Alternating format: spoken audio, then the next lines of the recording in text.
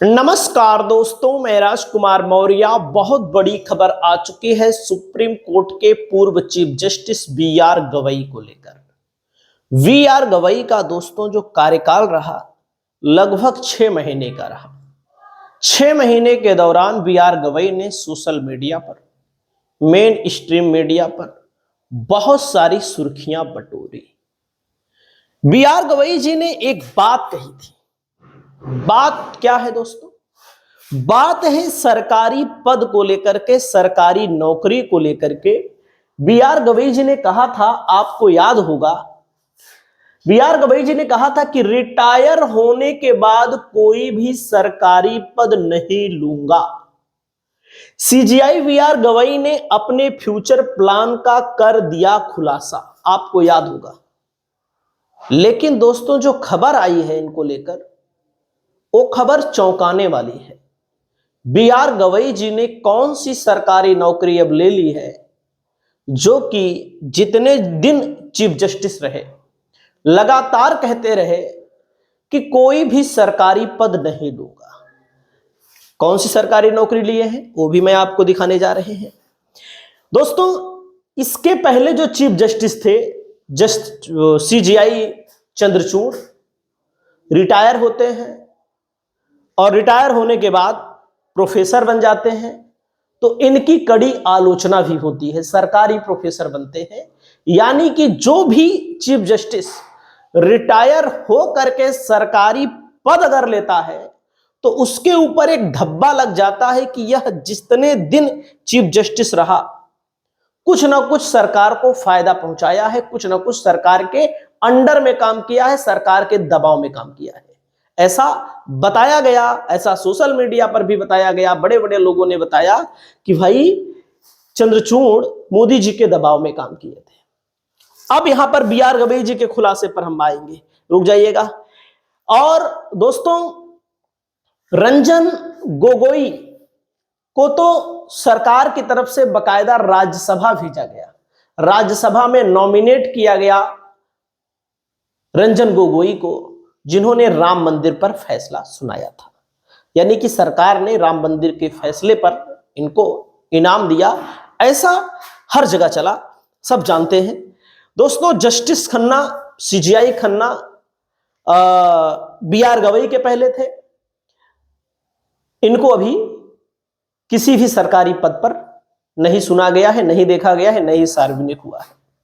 लेकिन आप यहां पर अब पढ़ लीजिए, रिटायरमेंट के बाद जजों के सरकारी नौकरी या चुनाव लड़ने से क्या पड़ता है जुडिशरी पर असर, सीजीआई गवई ने बताया।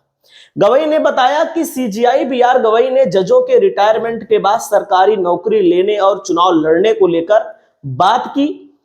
इस दौरान उन्होंने कहा, जजों के रिटायरमेंट के बाद सरकारी नौकरी लेने या फिर चुनाव लड़ना महत्वपूर्ण नैतिक चिंताओं को जन्म देता है और लोगों के बीच जुडिशरी पर विश्वास कम होता है। बोला था इन्होंने ही, लेकिन अब इन्होंने क्या किया है देख लीजिए, मैं आपको दिखा दे रहा हूं। हालांकि राजनीति के पर क्या बोला इन्होंने, हेडलाइन देखिए, जब तक राजनीति रहेगी जाति व्यवस्था बनी रहेगी, जानिए ऐसा क्यों बोले पूर्व सीजीआई गवई। यानी कि सीजीआई गवई पर जूता फेंकने जैसी घटनाओं फिर से ना हो, इसके लिए अब गाइडलाइन जारी करेगा सुप्रीम कोर्ट। अब यहां पर देख लीजिए दोस्तों, बी आर गवई पर जूता भी फेंका गया था, एक मूर्ति के संबंध में बोला था तो हिंदू विरोधी आरोप भी इन पर लगे थे। हालांकि बाद में इन्होंने सफाई दी कि हमारा कोई उद्देश्य नहीं था किसी की भावना को आहत करना। बुलडोजर की नीति को लेकर चर्चा में आए थे। देख सकते हैं दोस्तों, पूर्व CJI B R Gavai NALSAR में doctor B R Ambedkar chair professor नियुक्त। यानी कि दोस्तों doctor B R Ambedkar chair professor नियुक्त किए गए हैं। लाइव लॉ की रिपोर्ट है, देख सकते हैं आप लोग दोस्तों, यहां पर लाइव लॉ की रिपोर्ट है। पूर्व सीजीआई बी आर गवई को हैदराबाद के नलसर में संवैधानिक कानून और सामाजिक समावेश पर doctor B R Ambedkar chair professor नियुक्त किया गया है। यानी कि सरकारी पद मिल गया। आधिकारिक प्रेस रिलीज के अनुसार जस्टिस गवई चेयर की गतिविधियों का नेतृत्व करेंगे, जिसमें संवैधानिक कानून, न्याय तक पहुंच और सामाजिक समावेश के क्षेत्रों में रिसर्च, शिक्षण और शैक्षणिक पहल भी शामिल है। प्रेस रिलीज में यह भी कहा गया है कि यूनिवर्सिटी ने भारत के सुप्रीम कोर्ट के centre for research and planning के पूर्व निदेशक और शिक्षाविद डॉक्टर अनुराग भास्कर को नलसर यूनिवर्सिटी में visiting adjunct professor of law और चेयर के निदेशक के रूप में नियुक्त किया है। यूनिवर्सिटी के सीनियर एडवोकेट के परमेश्वर को भी एडजंक्ट प्रोफेसर नियुक्त किया गया है, जो चेयर, शैक्षणिक, रिसर्च और आउटरीच गतिविधियों से जुड़ेंगे, उनमें योगदान देंगे। Doctor Bhimrao Ambedkar chair on constitutional law and social inclusion की स्थापना तेलंगाना सरकार के वित्तीय सहयोग से की गई है। दोस्तों, यूनिवर्सिटी जल्द ही चेयर की गतिविधियों को शुरू करेगी, जिसमें रिसर्च की एक समर्पित टीम की भर्ती, विषयगत रिसर्च प्रोजेक्ट का लॉन्च, शैक्षणिक कार्यक्रम, नीति उन्मुख अध्ययन और चेयर के जनादेश के अनुरूप सार्वजनिक जुड़ाव की पहल भी शामिल है। तो देख सकते हैं, नियुक्ति पत्र नई दिल्ली में जस्टिस गवई के आवास पर नलसर यूनिवर्सिटी के vice chancellor professor Shri Krishna देवा राव द्वारा औपचारिक रूप से सौंपा गया।